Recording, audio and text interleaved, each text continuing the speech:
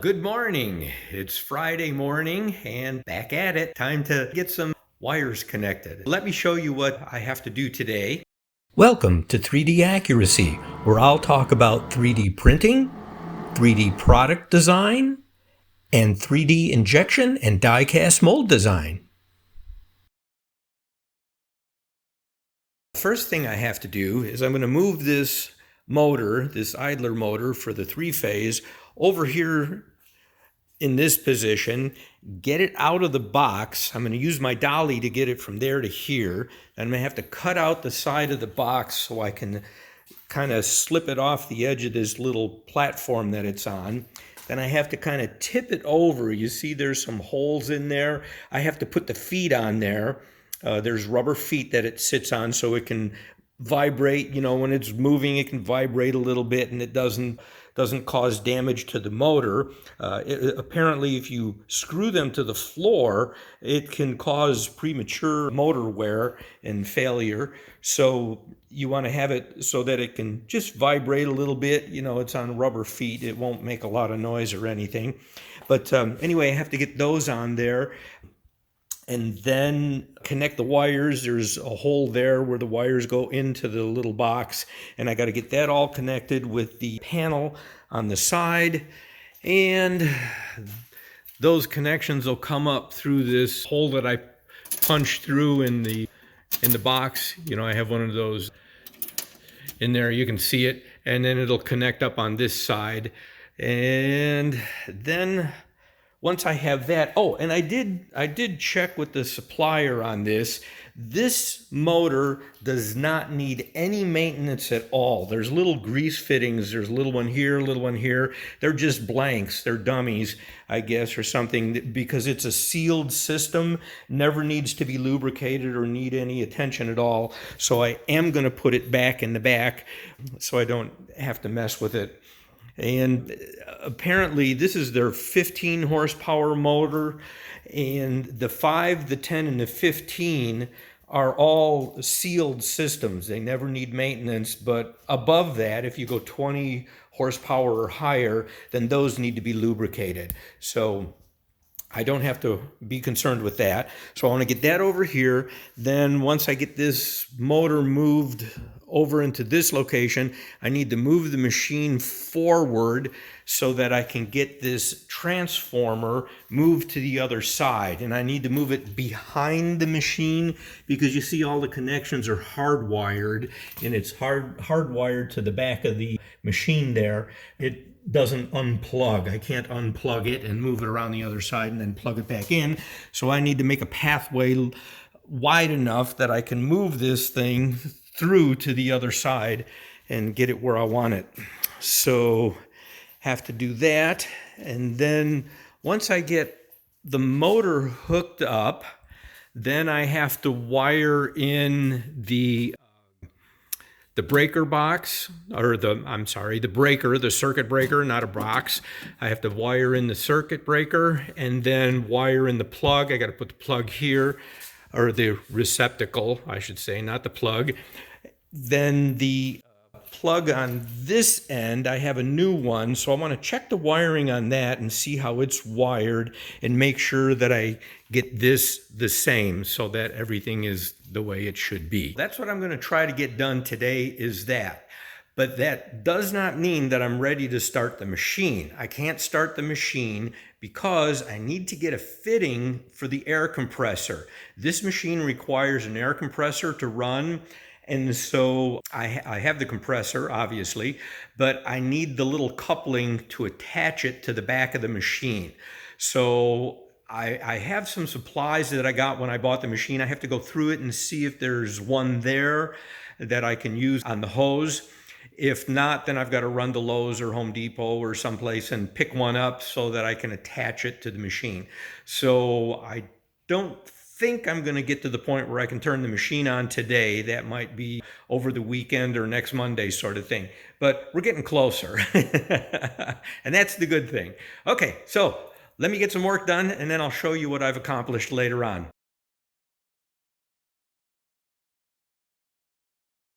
I have the motor moved over here close to position, and I cut this side of the box out so that I could slide the motor. See, there's a wood platform it's sitting on, a piece of plywood.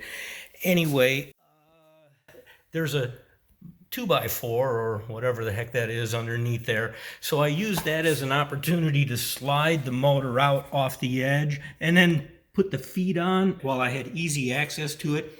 But I can't get them tight, of course, because there's no way to hold the foot except by hand, and then screw in the nut.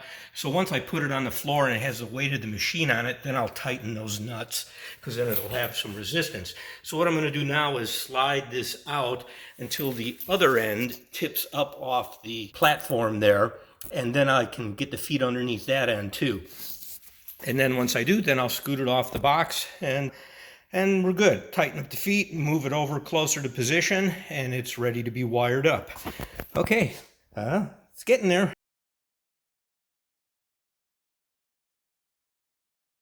Well, that worked really well. What I did was I slid the motor off the edge once I had the feet put on the front, and then it tipped the motor up, the back end up a little bit, so I could get the back feet on while it was still kind of resting on this pallet here, this little makeshift pallet that it was attached to, sitting on, and put the feet on that. And then all I did was tipped it up a little bit and slid the box out from under it. Piece of cake. So now I got to get a wrench and tighten up the feet, and then I'll scoot it over there in the position, open up the electrical panel here on the side so I can see what I got to do with the wiring, and then we get her hooked up. Good, good, good. That went nice and easy. It was much easier than I thought it was going to be, because that darn thing is heavy. It's like over 200 pounds, 210 or 220 pounds, something like that. It's like, holy cow. Not something I want to be lifting up, but I can tip it, one end at a time kind of thing. So I can scoot it around and move it, and that's all that counts. Okay, anyway, I'm going to get back to it.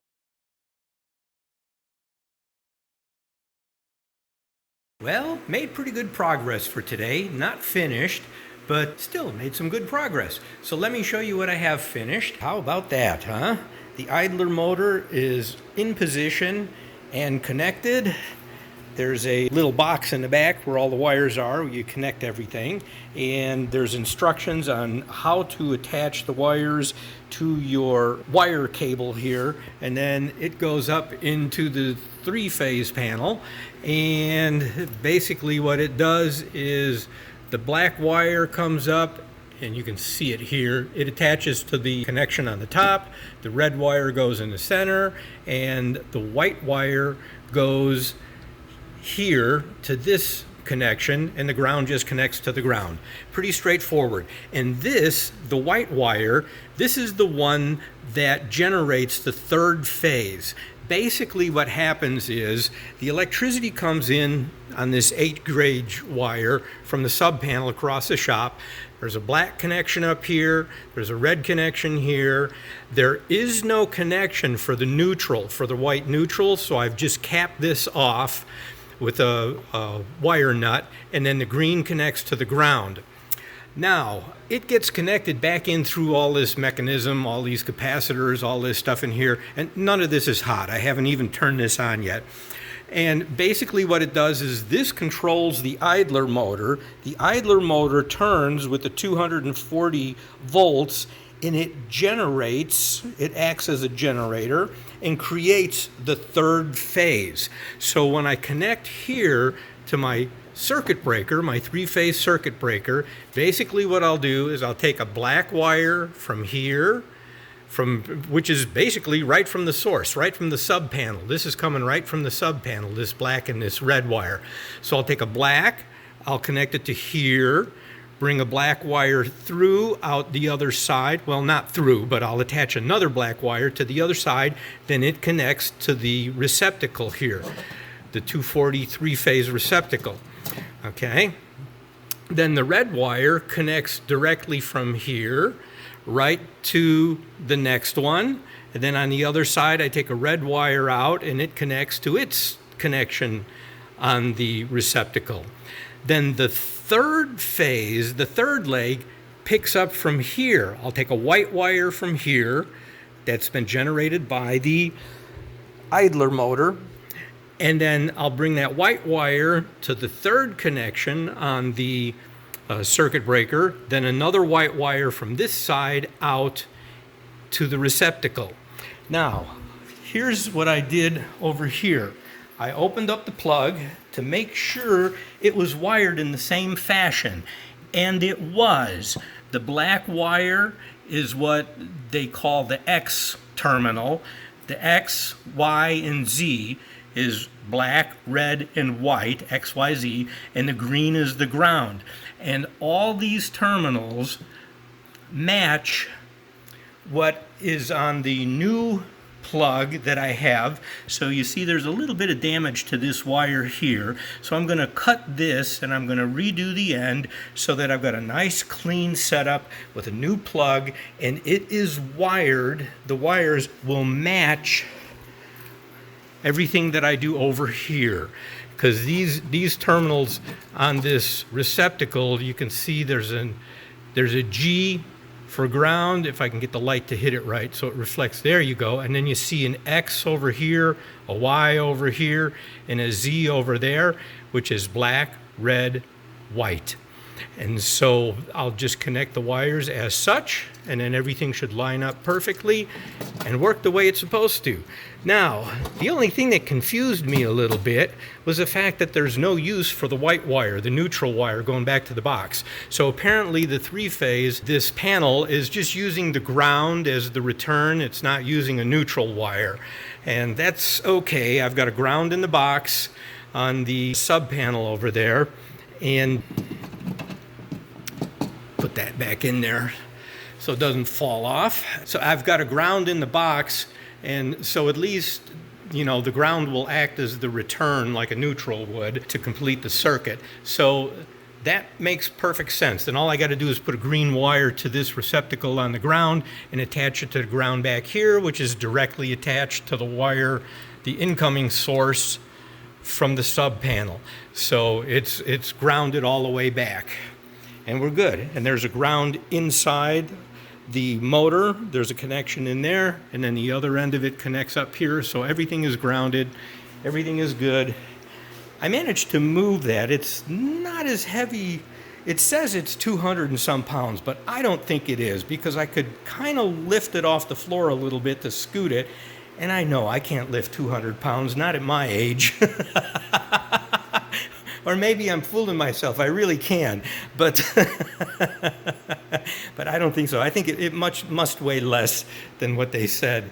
So, which is okay. It allowed me to get it. Oh, and I put a loop of wire in there because I wanted just a little extra wire in case I need to move it to the forward position for some reason, or I want to do something else. I just left a little extra wire on there, and I'll come back later on and I'll tack this to the wall. So all I got to do is finish up this wiring to the breaker and the receptacle and the plug, and then connect my wires in the sub panel here.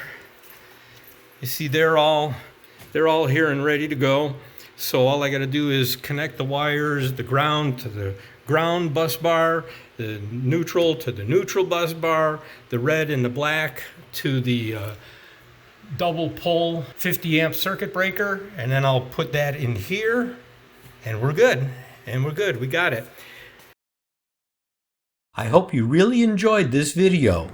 If you're ever in need of 3D product design, 3D injection mold design, 3D die-cast mold design, or 3D printed prototypes or production parts, please feel free to contact me.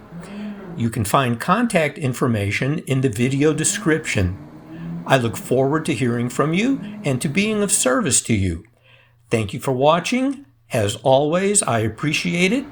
See you on 3D Accuracy's next video.